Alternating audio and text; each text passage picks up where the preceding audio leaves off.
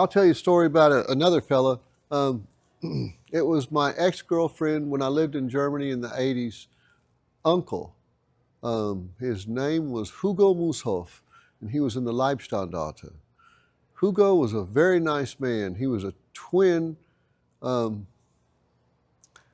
was a twin. They were identical twins, and Hugo would sit with me at family gatherings and tell me his story. Hugo and his brother, they were devout Catholics. They were raised Catholic, and they went to a boarding school, Catholic boarding school.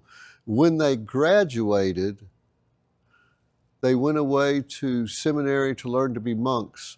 And he said they were on their knees praying for like 12 or 15 hours a day. And he says they didn't like it. And after a couple of weeks, they both quit. And when they quit, it was the time of the Reichsarbeitsdienst, the German work service. And they were drafted into the work service, building the autobahns or the airports or whatever they did. You know, the guys marching around with the shovels. And when the 6 months was up, you were inducted into the military. He said they were stood at attention. And first of all, an SS guy came down the line. And he said, you come with me. He said, we were very honored because they had picked us to be in the SS. He and his brother were big, tall guys. They were as big as my dad. They were probably 6'3", 6'4", 240 or so. I mean, Hugo was a big guy. And he said, we were very honored to be in Hitler's personal bodyguard. They were put into the Leibstandarte. And because they're identical twins, Hitler and Goering used to use them on either side of the door in the black uniform with the white belt and cross strap. But the faces were identical, so they liked to use the two of them together. In any event, Hugo, he gave me a stack of pictures about like this that were his brothers. Some of them are them at the Berchtesgaden, and others are, well, on the front. It's a fantastic array of photographs. In any event, Hugo and his brother were inducted in, I want to say 37 or something like that. They were in the Leibstandarte. And Hugo told me that his brother was killed in action in France against the Americans. I don't know if it would have been Normandy or the Falaise Pocket, I don't know. But Hugo told me that the last broadcast he heard from Germany was on the 20th of July at the attempt on Hitler's life, the Attentat. And he told me, he said, Die Schweine. He said, those pigs, you know, that they could do that. And he said there was an attack and then a counterattack. And he said that he stood up and raised his arm, you know, counterattack, or move out attack. And he said at that point he was hit in the stomach by lightning. He got gut shot. And he said he fell into a ditch where there was a bunch of dead and wounded guys. And he said that after a little while, he heard Russian being spoken around him. So he knew the Russians were taking over, that the Russians were winning. So he took off his tunic, his SS tunic. He said, I knew if they saw my runes that they'd execute me. So he took off his tunic and he put on the tunic of a dead army guy. He was captured. Hugo told me that they put him in a school where the wounded were. He said there were all these guys that were gut shot just like him. And he said the Russians were going around giving them water and laughing. Now, my dad told me if a guy's gut shot, never give him water because it's very painful and he's going to die from it. So anyway, Hugo said in the morning that a lot of those guys were dead. Well, the Germans carry a bandage in their pocket right here, and he told me that he had stuck it in the hole and that it coagulated. Apparently the bullet had hit on the inside of the pelvis and spun around on the bone, but it didn't puncture any organs. So Hugo said that next morning they woke him up and they made him march Richtung Osten, the direction east. And he said the road was like rubber for all the dead Germans on it. And that in the opposite direction, more tanks filed past him in one day that he had seen in his whole life. He said he knew that they were in trouble at that point. Hugo also said that a Russian commissar, he said he knew he was a commissar because he had the green kokarda on his hat, rode down the row of German prisoners on a horse.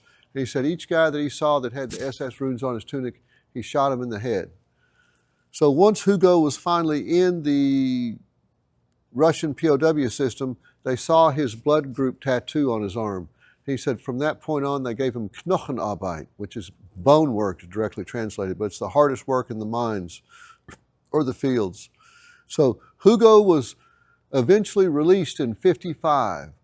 He was inducted, I want to say, probably 36, and captured in 44. His brother was killed in 44. He was captured, identical twins, and he was released in 55. Fascinating guy. He gave me his Mein Kampf, which has his name in it. I have the Mein Kampf of a Leibstandarte soldier. Here we have a Soviet tanker. I believe he's a lieutenant. Pretty basic uniform, but it's basically all they needed. And that T-34 tank was just an incredible machine. Kicked the Germans' asses. So then we have here a Finnish ski trooper. If you've ever read anything about the Winter War, a handful of Finnish skiers held up Russian divisions. They were snipers in the mountains. They held up Russian divisions until the lakes froze over, at which time the Russian trucks and tanks could drive over the lakes and they crushed the Finns. But the Finns put up a valiant defense against the Russians. And here we have a German MP, Feldgendarmerie, or the Germans called him Kettenhund, chain dog, or Feldmäuse, field mice, because they were everywhere. The Germans didn't like these guys because if they caught German soldiers away from their units without written orders, they could shoot them or hang them. And at the end of the war, they did a whole lot of that. Here we have a typical German soldier that we could have seen on the Eastern Front. He's a sergeant in an artillery regiment, knocked out a tank without an anti-tank weapon, and he's in the Großdeutschland division. So he's carrying his 98K, standard infantry fellow. Here we have a Soviet colonel in the artillery, as I understand it.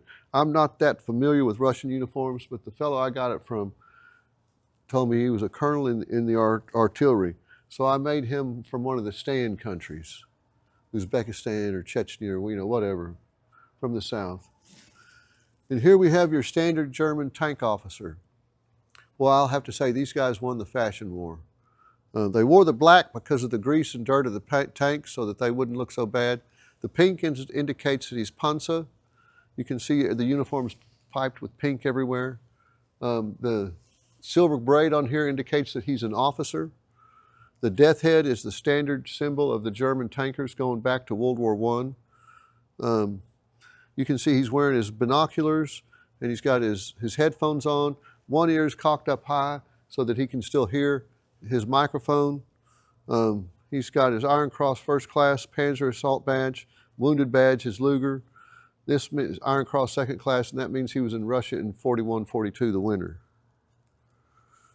So this is what Christian von Lucke would have looked like normally. But when he fought my father, he was wearing a tropical uniform. Standard German tanker, ein Panzeroffizier. So I had the pleasure of meeting a lot of these guys. They were fascinating men. I'm afraid there's nobody left anymore. So from the Lest We Forget World War II History Museum in Lewisville, Texas, signing off, wishing all of y'all a happy day.